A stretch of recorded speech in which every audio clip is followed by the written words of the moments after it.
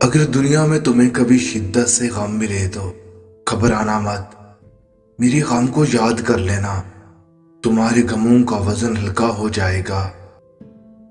اس خدا پر بھروسہ کرو، تمہاری نافرمانی کے باوجود تمہارا رزق بند نہیں کرتا۔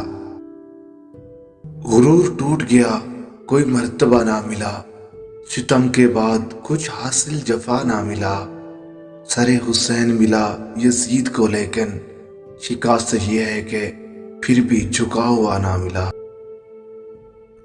جو شخص موت کو یاد کرتا ہے وہ تھوڑی سی دنیا پر بھی خوش ہو جاتا ہے۔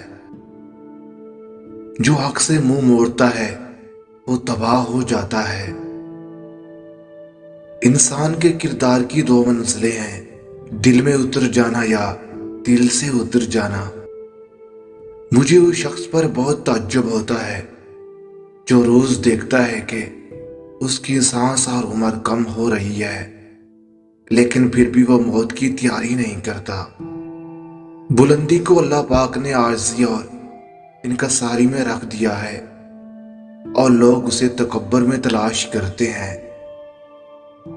جس فیصلے میں انسان کا اختیار نہ ہو وہ تقدیر ہے، اور نصیب یہ ہے کہ قدم قدم پہ انسان کے سامنے کہیں اور غلط کا فرق واضح ہے۔ جو فیصلے انسان اپنے لیے کرتا ہے، جس چیز پر انسان اپنا اختیار رکھتا ہے، وہ سارے فیصلے انسان کے آنے والے نصیب کو بہتر یا بدتر بناتے ہیں۔ جب تمہاری مشکلات حد سے بڑھنے لگیں تو سمجھ لو کہ اللہ تمہیں کوئی بلند مقام دینے والا ہے۔ جو اللہ پاک کے دیے ہوئے رزق کو کافی سمجھے وہ زندگی میں کبھی کسی کا محتاج نہیں ہوتا۔ جاڑے اور بڑھاپے کو جتنا زیادہ محسوس کرو گے اتنا ہی لگتا جائے گا۔ جس شخص کا دل رسول اللہ پاک کی محبت سے خالی ہے وہ بہت بد نصیب ہے۔